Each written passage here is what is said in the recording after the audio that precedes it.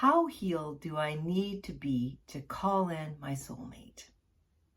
That's a question that I hear a lot, often from women who are feeling some level of frustration or discouragement from being on the path of wanting to call in a beloved and not having done that yet. And frustration about how much work do I have to do on myself? Well, it's a valid question, but we want to pause for a moment and answer that in a way that helps you feel more empowered and gives you hope. So to answer the question, I want you to have done some work so that you attract a person that's many levels higher, that's many levels healthier than past relationships that didn't serve you, may have even ended in divorce or ugly breakups or been with dysfunctional people or had a dysfunction in the relationship. I want you to really understand what was my part in those relationships. I want you to understand how that came from my family dynamics growing up as a child. And I also would like you to learn some really effective, proven skills for creating a wonderful relationship, a relationship filled with intimacy, especially emotional intimacy. I want you to learn the skills of dealing with conflict. And do we have to be perfect, all neatly in a box with a big bow on top? No, we don't. We don't, far from it. A lot of the most important growth that I've received came after I found my beloved, and I was single 8 years after my divorce. I know some of you who are listening to this, it's been much longer, and some shorter, but that was my journey. That's a long time to be single and really wanting to have a beloved.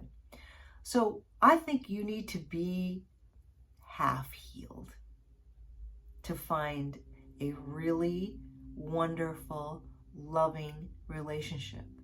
If you and your partner are both willing to do the work.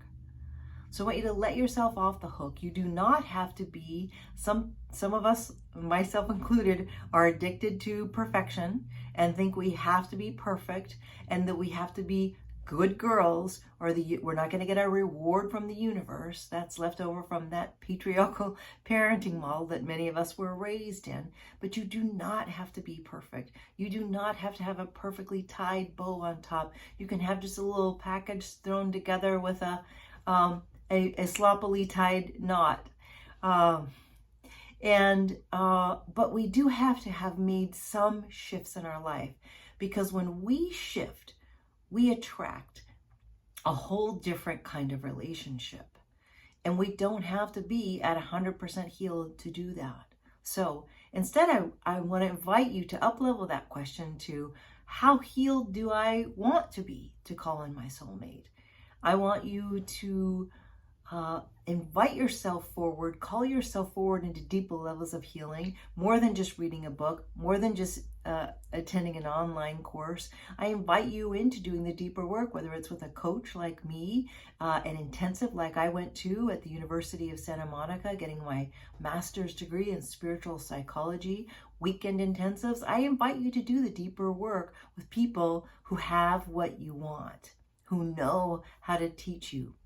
And I also want you to have a big dose of letting yourself off the hook of perfection, of not hanging on to the belief that you've got to be some ideal of perfection that you'll never meet, because you, like me, can meet your soulmate when you've done half the work. Have fun being easy and lighter with yourself. See you next time.